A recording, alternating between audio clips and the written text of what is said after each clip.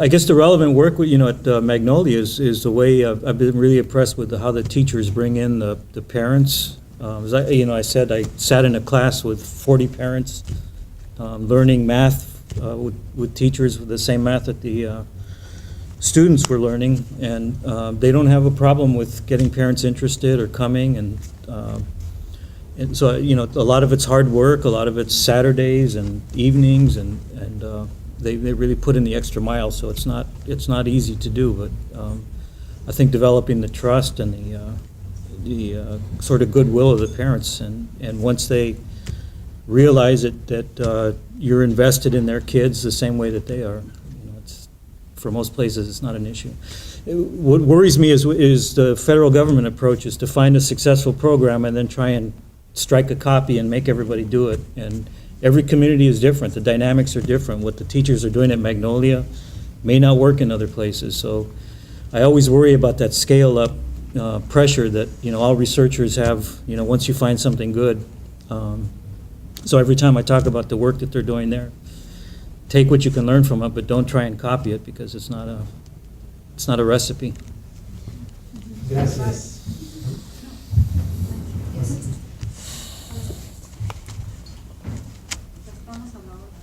Yes.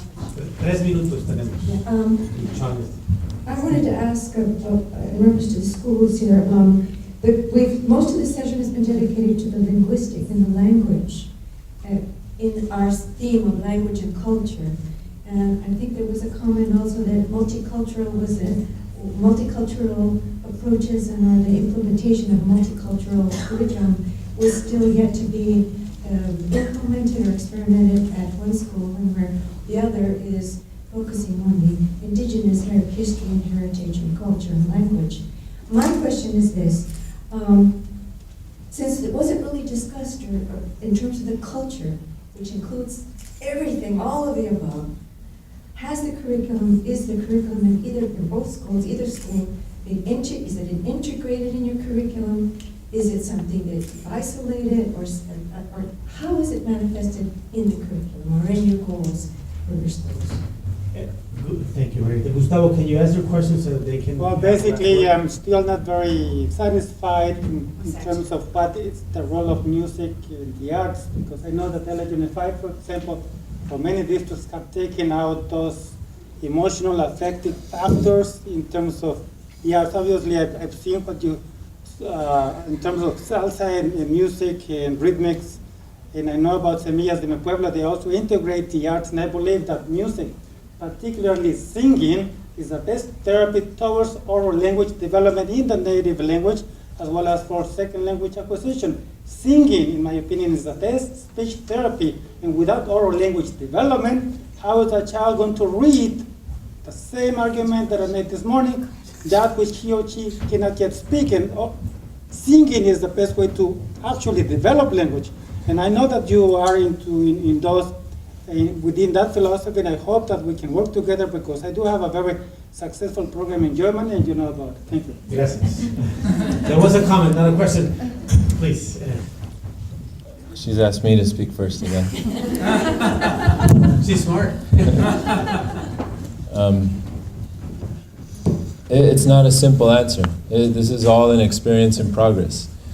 Teachers have a gargantuan task at thinking out to the 10th degree the impact of their words and their choice of lessons and the construction of their presentation of knowledge and their construction of knowledge with the students in our planning sessions and in their team building sessions with other teachers in our school, and incorporate both paradigms of knowledge, indigenous knowledge, as well as specific areas of content of knowledge, whether it's about land or customs or stories or songs.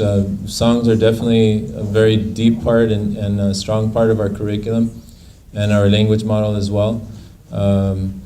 We've always thought that the way the students will learn about culture will be especially important in their observation of the way the adults interact around them. And that's always been an important part of our pedagogy, to not just teach them the culture, but to show them and to include them. That's a traditional pedagogy. You don't just sit down and teach someone how to plant corn. You plant corn with them. It's very difficult in our school because we can't plant corn in our school. We don't have a cornfield, and so there are, we feel, limitations, but that we've overcome with I think more effective approaches to it. I think that with the question of culture and language, there's an impact on our school with the lack of resources and the lack of time. I think that among Native educators, especially those that actually do teach Native language, there's a concern that schools simply do not work for us. Schools are simply not built for us to be able to regenerate our languages in the absence of an entire community of language concern. And in a lot of ways, the school institution is bankrupt. And the calendar itself is bankrupt. There's too little time, there's too short a day, and we don't like the fact that parents are having to work instead of raise their kids. And so there's a lot of conflicts there. In our school, being overt about the planning and inclusion of it is the way we address it as adults, being conscious of the way we engage with each other, and then being conscious about distinct units that we may internationalize. Even though we are fundamentally an indigenous effort, we conceive of it as an international effort. And I think that's the dialogue that we sent back to the IB. The IB conceives of itself as international on the first world tier. But Native nations have been international since time immemorial. And that's a dialogue that we engage in with them as well as with their students and our parents. Many parents may not come with a very clear conception of their self-identification as indigenous people, but they appreciate it once they find it in the school. They have some element of it when they come to it, and they have their stories about with their grandmother as a curandera or whatnot. And the way we incorporate them. There have been very overt lessons where the students have created códices where they've included recipes for medicinal cures that their grandparents may have kept, or they've done research on a particular plant and its botanical properties and its a traditional name and its traditional role in a story. So there are very overt examples like that, but there's also this overarching concern with also living the way and being able to teach by living it. Yes, Karen, you have something to add to that? I'll just echo, I really appreciate Marco's comment about learning by modeling, and I think that that's what we're trying to do at our school too. We're trying to create a culture of adults that value different cultures, different languages, different approaches to learning, and have a passion. One of our core competencies at the school is being a self-directed, passionate learner. And so that means embracing different cultures and really feeling like you're engaged in the world, and our adults try to model that. And in terms of waiting to develop multicultural competence, we're not waiting, we're trying to figure out how to measure it, but we're not waiting to do it, it's who we are. Thank you very much to you. And if I could also just echo the support for teacher-led research, I think it's extremely important, and I think having an institution with a research backing and a school of education behind it, makes a huge difference in doing that too. Pues muchas gracias to all. Thank you very much, you all. And I'll ask, please, Professor Chon Noriega and Professor Patricia Gandara to the front. Chon, lead on this. Chon, I think she had enough, so it's all on you. Muchas gracias a ustedes.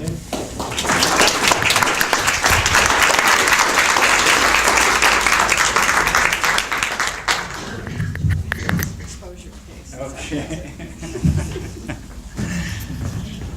Well, here we are.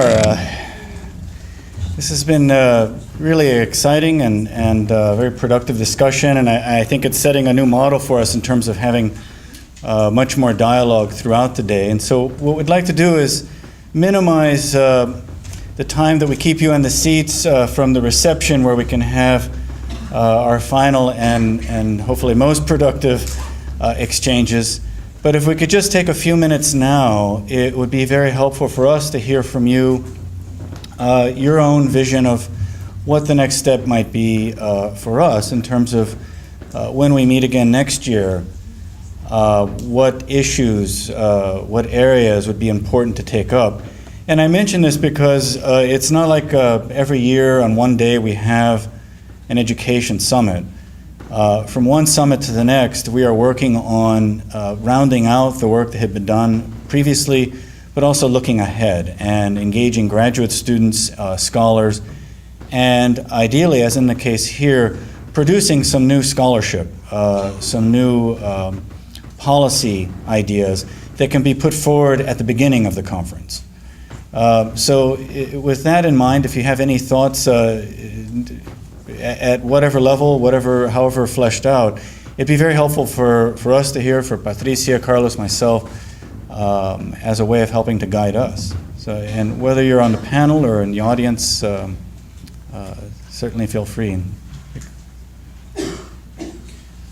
Reynaldo had a comment about social justice. It didn't have to do with this one. This one. Okay. Yeah. The comment with regards to social justice had to do with the question about politicizing the relation, whether or not some students who didn't speak Nahuatl felt like they were being gypped, which was sort of the implication in the question, and other things. One of the things that is also part of the social justice orientation that gets reflected in the curriculum is that it is value-based. And it's value-based very differently from what you see in the frameworks and the actual practice of curriculum in general in public schools. And that is that it's anti-racist. And it's gender equity, if you will. And it's based on mutual respect and teaching and modeling those kinds of things. In the case of Semillas, you have 4 languages as languages of instruction. English, Spanish, bilingual, and more broadly, and Nahuatl and Mandarin as specific subjects.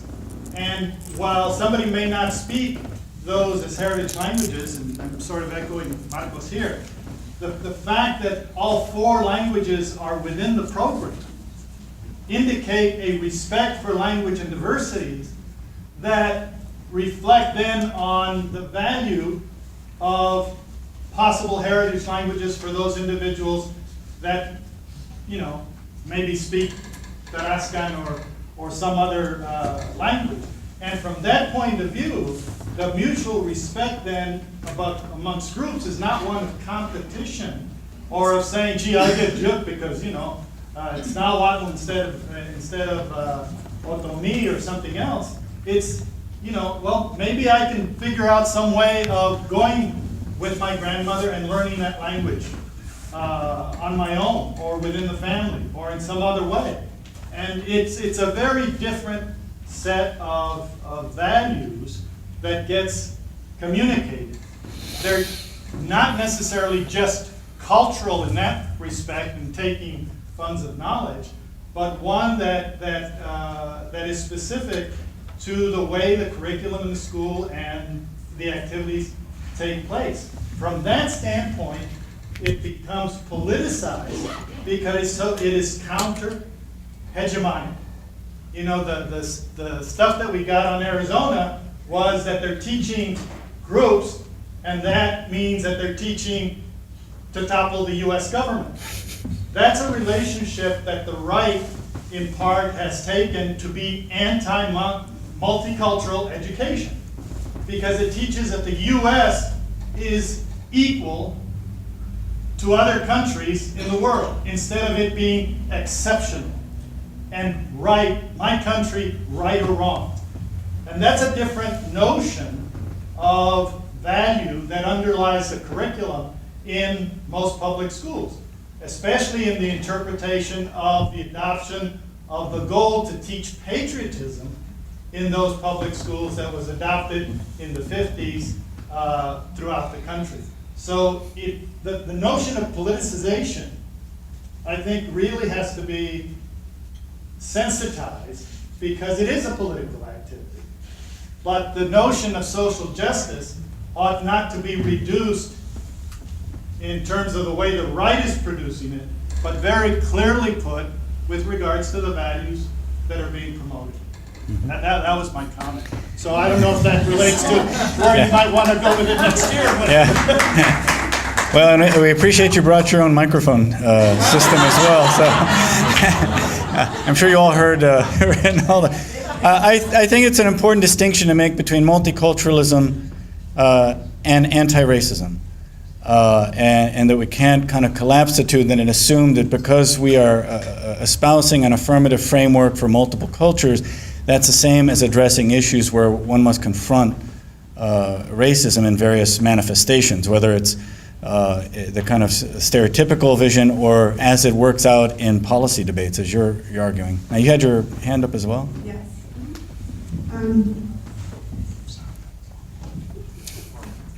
Hello, everybody. I'm in higher ed. I work at a community college, Long Beach City College, and I'm working with Long Beach Unified, Long Beach City College, Cal State Long Beach, with the Long Beach Promise. And I have a two-part question, and pardon me because I wasn't here for the first part of the day, so it could have been addressed in the morning session with Danny Martinez, if you're still here. And it's in relationship to with the bilingual ed, and after finishing K through 12, what research or where have we followed those students that did complete the bilingual ed program? Where are they? Is there any research that states the effects, the benefits, and the advantages of the students who did complete the bilingual ed program? Where are they? And also, because if it disappeared and we had that data, I don't know if that was addressed earlier. Another part of my question or comment is, as a community college counselor, we are seeing a lot of our students coming in to the community college and Cal State UC system with starting at remedial work. So where does all that tie in with language and bilingual programs and Well, you did it. all the wonderful work that you guys are doing? You brought Patricia back up here. So good work. You know, I actually think this relates to, I don't know if you were here at lunch when Kenji Hakuta was speaking, but Kenji was talking about the problems inherent in doing this longitudinal research with children who've been in bilingual programs because they tend not to stay in these programs for a long enough period of time in order to really say, this is the effect of a bilingual program, or this is the effect of a transitional program, or whatever. So unless Kenji tells me about something I'm not aware of, my sense has been that, one, we have not had funding to do this sort of long-term longitudinal what happens to kids, and two, when we have tried to do that, for example, in the Ramirez study that he referred to, programs are very uneven. And so one year the kids are in a full-blown bilingual, and the next year the teacher is kind of weak, and so it's basically sort of a weak transitional program, and the third year there's nobody. And so my sense is that just methodologically it's been virtually impossible. And of course, to follow these kids out once they have finished high school and gone on to college that's a really expensive study, because you've got to find the ones who were there 7-8 years ago. So I don't know if Kenji, I think we've got Kenji up on this now. Yeah. I agree with what you said, but we also have examples in the field, such as the Prairie Preschool Project, of studies that, independent of their internal merits, have been very effective, even though they're very small-scale studies, but have been very persuasive in supporting programs. So I think one should be encouraged by studies like that are out there that have had a lot of impact because they've done this sort of thing. They've tracked the kids over a long period of time and so forth. So I think the field should be encouraged to try to do something like that you can take an effective, the kind of programs that you have here and really do your best, because our data systems aren't there yet to try to track them, but investing in some of it, of course there will be attrition and those sorts of things, but I certainly think one should discourage. Well, I think that's a great response, Kenji, because what I was pointing out was the problems. And you have pointed out what the possibilities are. And so I think that, and meantime, Rinaldo was telling me about a study that was done by NAVE tracking 15 years of, No, about 15 years ago, Oh. the National Association for Bilingual Ed followed up with winners of their bilingual essay writing contest at the elementary and secondary levels. They've been giving awards by students for writing these essays in both languages and what bilingual ed meant to them. Followed them up, and for some of them, you know, they had been out of school 10, 12, 15 years, and you had doctors from elite, you know, private medical schools like Harvard and so on. It was just a tremendous amount of talent and success on the part of those people, and they attributed much of that to their bilingual education. And they presented, you know, in testimony to Congress and a number of other things. But there hasn't been much in the way of aggregating that or even documenting that whole issue other than a videotape that was done that interviewed them. In the back, and then we'll work our way up to the front. My question is regarding, I think there's a few. My name is Andrea Salvat, and I'm with Malden. My question is just in general, we've been talking about a few things, like bilingualism and culture, and things that we want out of education. And I think an education that is conducive to creating students who think critically and who understand the world and understand their surroundings. Now, my question is, given the current paradigm of evaluating the system of education, how These like innovative systems that may not translate to testing on English language arts and math filling in bubbles. So how do, if that's the way that these schools are going to be measured, how do we make these things truly in a way that they'll be committed to, if the way that we're evaluating it doesn't really value what we're valuing?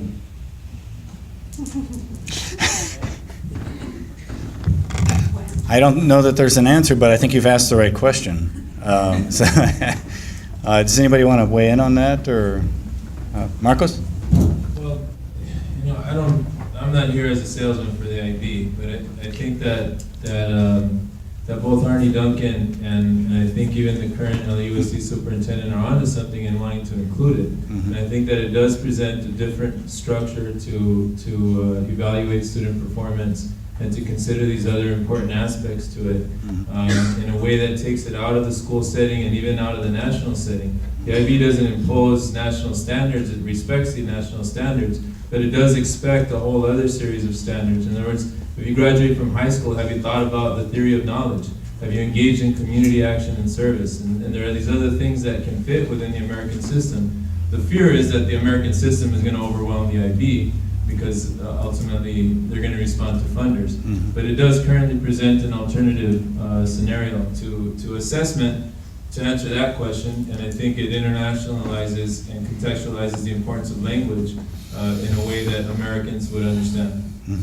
Great. And we had somebody in front here. So, yeah. Should I just talk or do I need a microphone? Sounds like you have an internal one. All right. I'm a teacher, so that's fine. Okay, so I'm Marika Anderson. I teach at Palisades Charter High School with these women, and I'm also in UCLA PLI, the Principal Leadership Institute, and that's all social justice. So I wrote down my questions, just or comments or things I'm interested in for next year. One is there's all these students that have been like that have been participating in political activism, like the DREAM Act and things like that. Yeah. So I'm wondering, what are the connections between schools? Like, what are teachers or programs like what you're doing in schools? What's the connection between that and students who are politically active, who are going to Sacramento and participating downtown?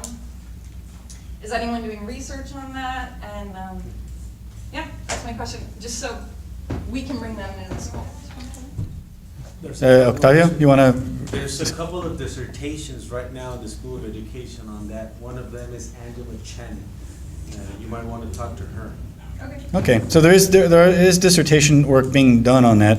I think that is a good extension of the framework that we've done, where we had a summit specifically on AB 540 students, and on this summit focusing on assets, and to look at that part that Marcos mentioned that is part of the framework for UCLA as well, in terms of activism, community service, and then how do you take that back into an understanding of the educational framework? Octavio, you have more? Just questions for next year, or well, ideas. One is the Common Core State Standards. The U.S. education has been completely decentralized since its inception, and it's the first time that there's a process to centralize, at least in the content. And that will have very, well, let's say, serious implications to Latino education. One, and then the arts. You're an expert in arts, and at least in what has happened so far, and I think Margarita has the essence behind her question, and Gustavo and many folks is, we are not teaching art, and that is one of the most important ways to embed culture. Live it, but also actually do it and create it. That differentiates us from other species. So that will be another question. You have all the assets necessary to put the two fields together in a forum like this for exploration. So you're saying arts as well as against the backdrop? I don't know how to frame it. I don't even know how to say it. But there's the dance movement. I'll dance it. You have the stage, my man. Just as that is, the National Latino Museum. Yeah. There's a whole political story behind it, and educational, and so that in and of itself could be one element or one panel. There's a series of things. Well, you put together two things that are one, the focus on Latino education as here in LA an existing majority, underserved, but also the arts as an area that is seen as very critical from beginning to end of life in terms of creativity, education, health, but has a weaker place within the curriculum. And somebody over here wanted to comment on that? Or? I would like to propose to the LA Unified School District or to any charter school that through singing, and we do have a very successful program in Germany, hopefully it's Tecate now, that the children's oral language development and inter-native language will improve. And as such, that is the key to literacy development. And as such, that is also one of the keys to second language acquisition, spiritual development, as you very well know.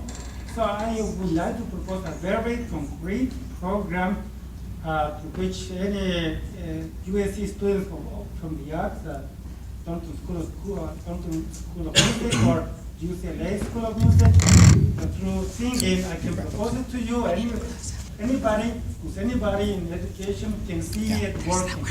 My name is Gustavo Vieira, and Octavio knows me. Thank you.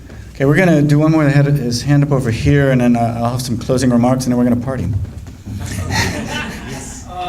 My name is Frank Ayala. I'm my second career is a K-8 librarian in a small Catholic school in Van Nuys. Previously, I had a career in student affairs as the dean at some various private colleges in the country. My question, really in terms of a research question, is that my understanding is that nearly a quarter of elementary and secondary school students are in non-public private institutions. And of those, 3/4 of those institutions are faith or religiously affiliated. To what extent is there research done or available about the impact on Latina academic success and other related issues? When you hear about, okay, you went to a Catholic school, how does that play out? Because Catholic schools are in some kind of generalization, send your student to a Catholic school and they're going to do better, quote unquote. Okay, I have two quick responses to that. One is that it's about 9% of kids in California are in the non-public schools. California is overwhelmingly public school. So it's actually a very small percentage. It has nationwide? Nationwide, it's around 11%, 10 to 11%, and it's been steady at that for a couple of decades. not to dismiss the role of Catholic schools and what we can learn from them, if not replicate them, as I think Robert made the very good point earlier. You know, what can we learn from these different sites, not just to replicate them? And I'll just make a plug here for Ursula Aldana, who gave a presentation earlier today on cognitive benefits. Ursula is studying the outcomes for kids in Catholic high schools, and she's actually looking especially at the Cristo Rey model of work study. So talk with Ursula. She's looking at all of this stuff right now. She's in the very back row. Since Octavio brought it up, I'm going to close with a little bit on the arts, since we're in a unique position at the center. In the fall in LA, the Getty Foundation has been supporting a citywide effort to have 60 exhibitions across the region looking at the history of LA art from 1945 to 1980. 6 of those will deal with the Mexican American and Mexican population in LA. We're doing 4 of them through the center, and we're supporting the other 2 through our archives. So, and we have proceeded in a way that ensured there wouldn't just be one out of 60. All curated by Latina curators. So I want to just point that out as a teaching resource in the fall, and very specifically, next Thursday at 4:30 over in Haynes Hall at our center, we are going to have a teacher's preview with the curators for these exhibitions and some materials to really encourage faculty across areas, not just the arts, to think about how these exhibitions can be incorporated into teaching and into student projects. So if you're interested in that, either email me or give me a card and I'll send you our flyer for that. But this is it's a unique, it'll be a unique moment and a rather unique intervention by the Getty. And as part of this, we have built up fairly massive archival holdings, oral history holdings, to support ongoing research in that area. So that's just a little plug for another side of the center.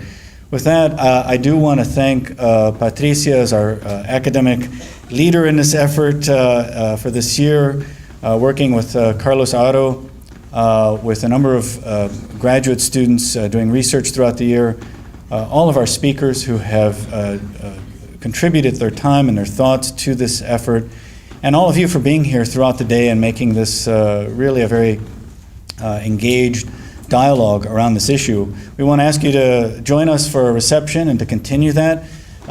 Feel free to email any of us, myself, Carlos, if you have any follow-up thoughts about today's event, about suggestions for the future. We want to hear from you. We'll be continuing this effort and looking ahead to next year as well. So thank you all, and let's have a reception.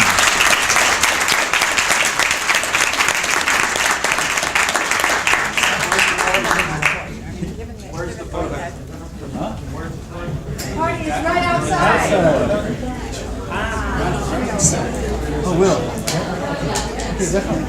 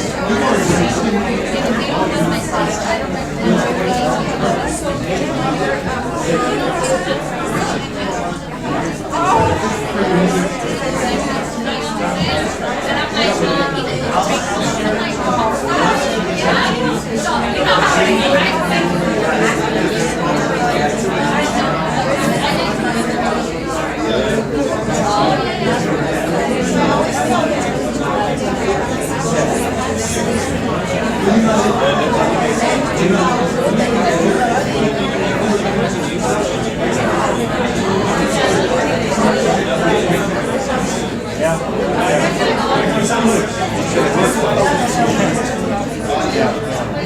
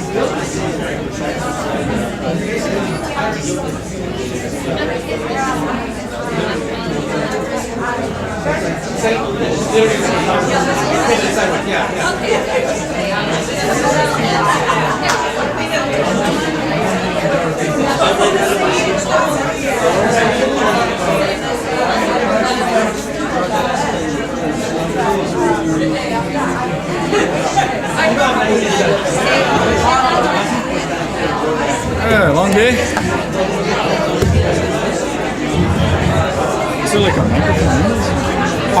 Well, this is making it. Yeah. This is probably one of the ugliest podiums I've ever seen. And it's lopsided too. And they gave it some kind of like name, like Podiummeister or something. Licturnet. It is lecturnet.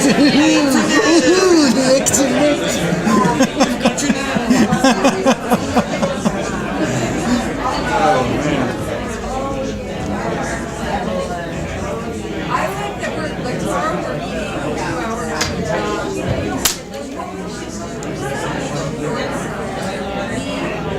I'm doing all the things on my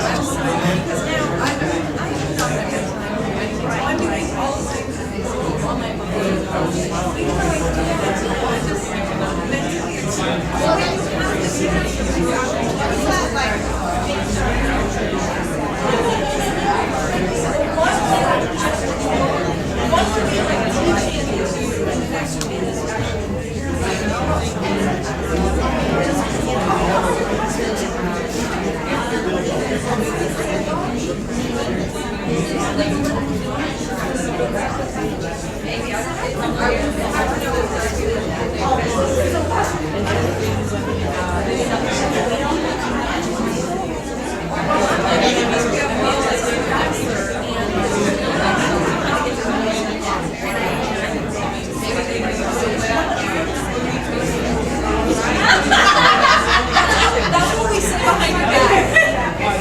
No, you know